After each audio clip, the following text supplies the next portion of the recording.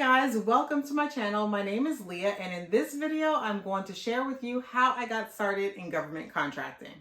I can remember the first time hearing about government contracting. I popped my AirPods in my ear, I turned on YouTube, and I scrolled to find something educational.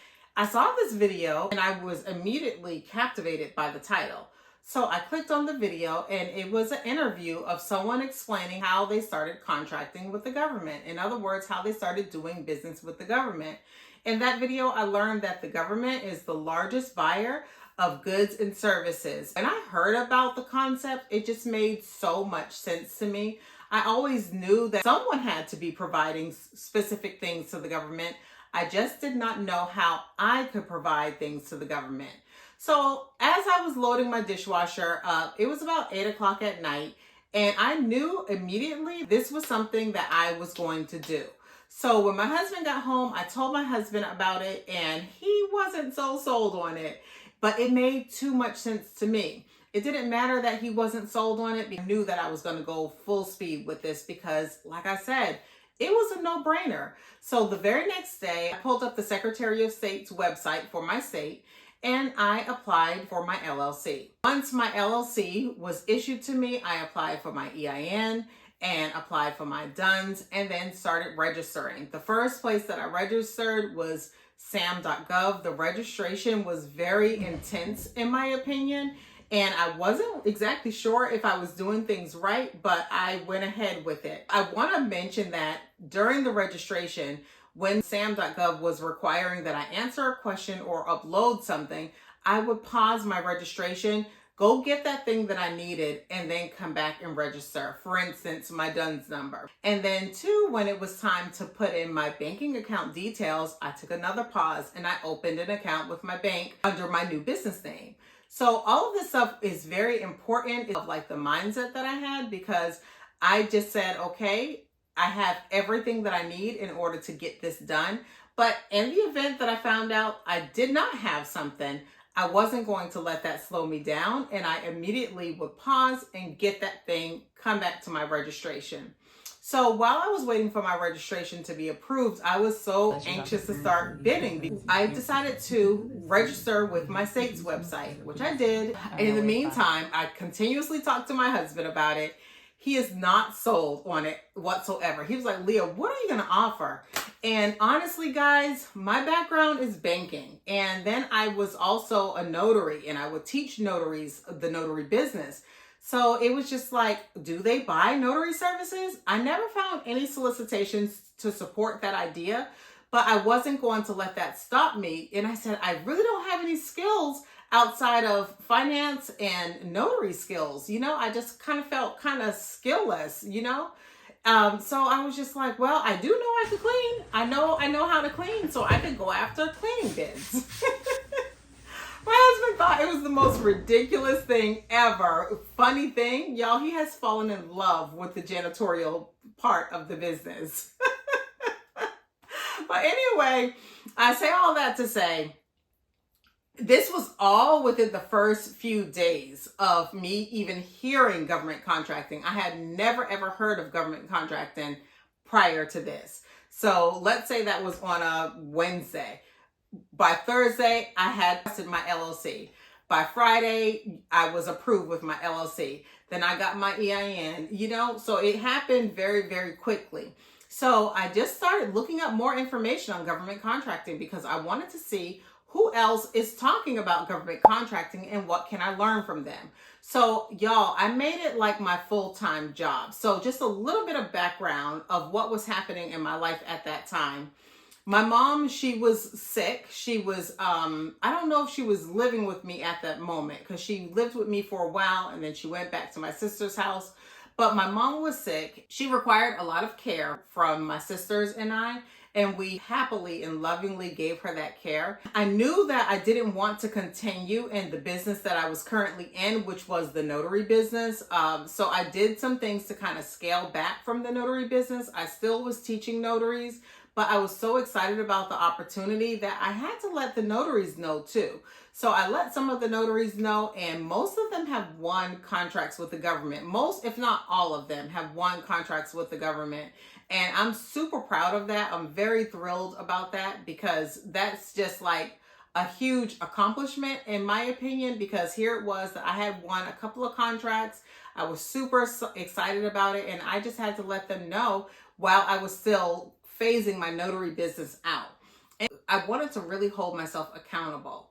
My very first bid that I won was chips. I was supplying chips for prisoners. That was the very first bid that I won.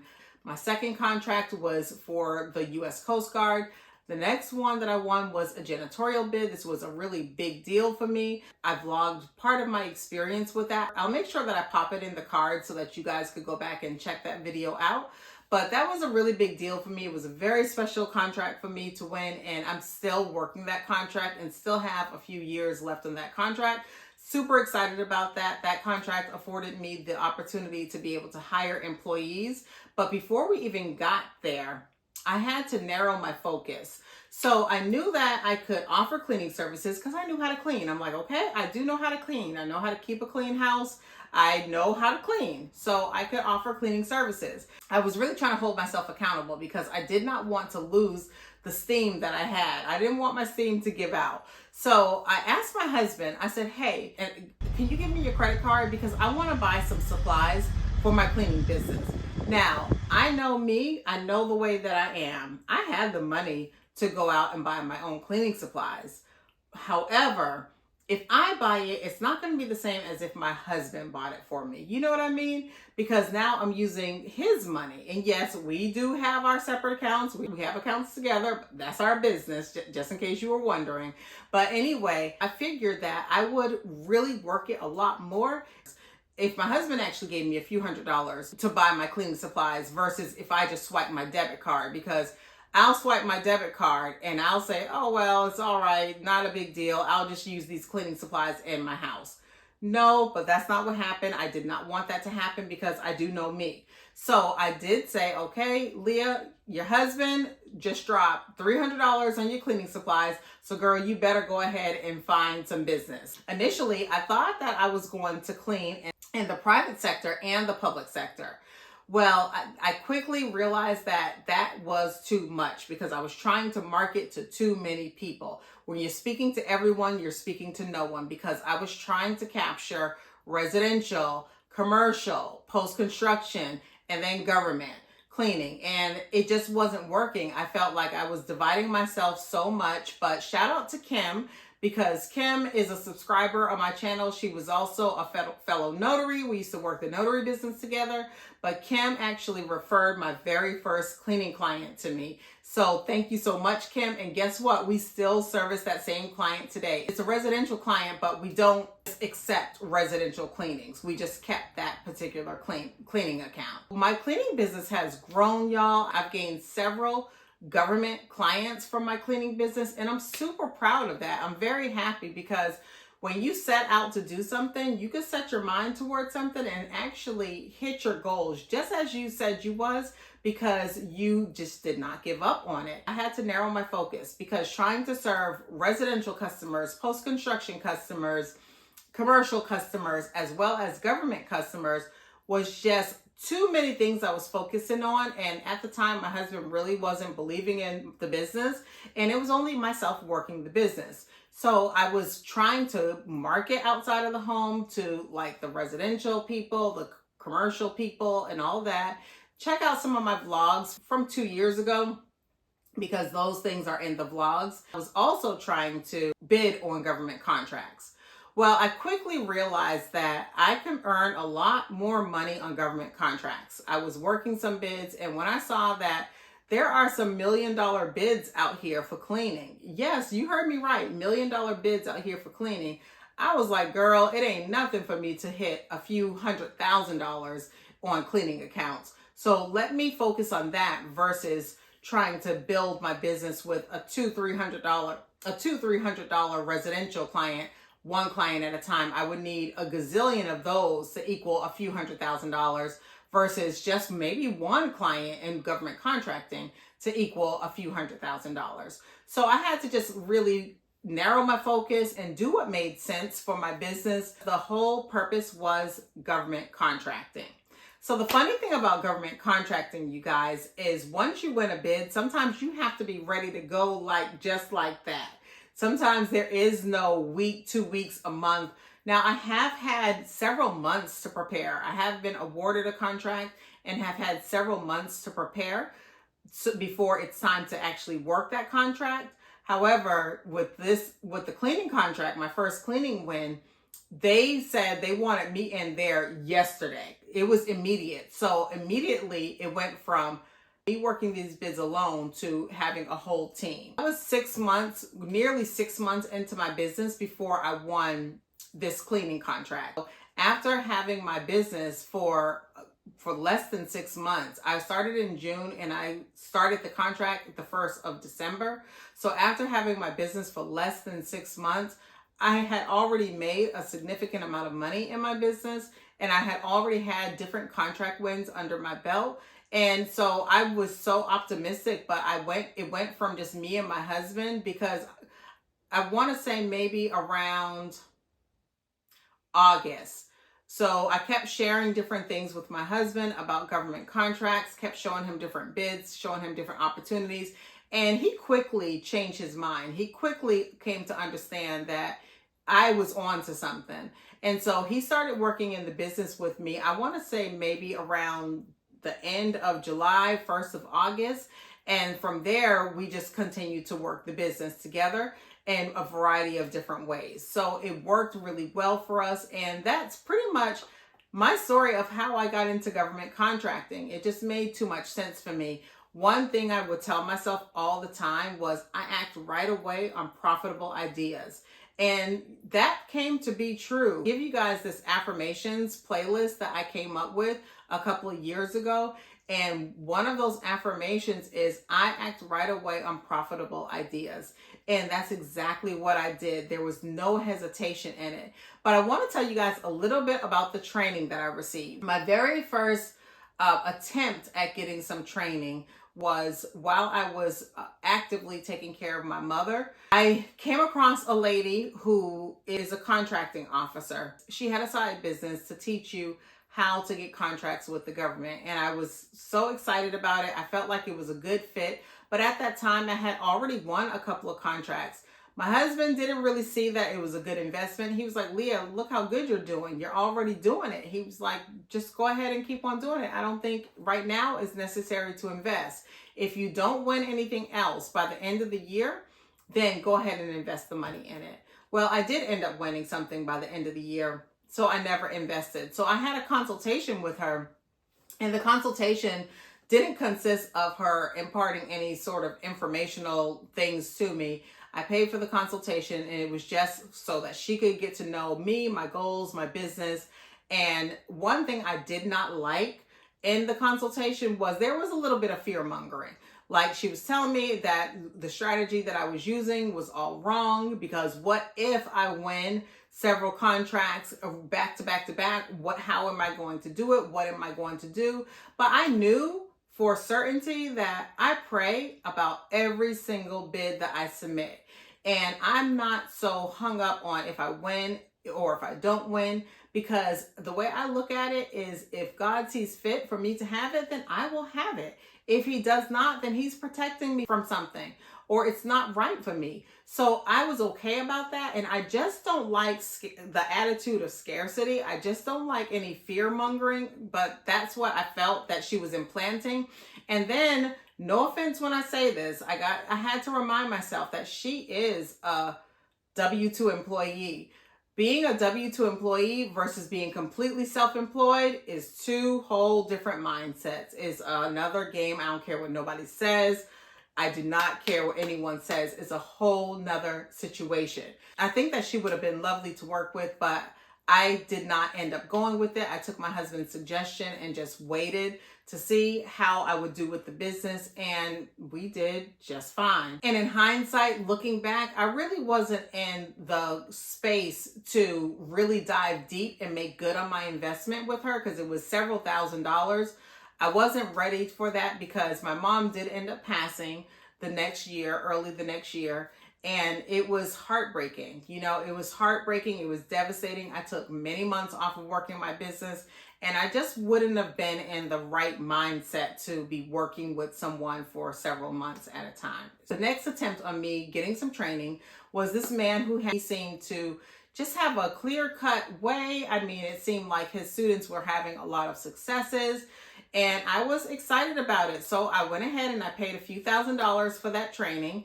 And the training was garbage. I'm not going to lie. I'm not going to say who it was either, but the training was absolute trash. That was $2,000 that went down the drain, that was completely wasted. His training consisted of a course, and it consisted of an hour-long live stream. I really did not like the way things went. It was very impersonal. It was very hands-off, and it was as if someone was throwing one steak into a tub of, 100 people, and everyone's trying to get a bite out of that steak.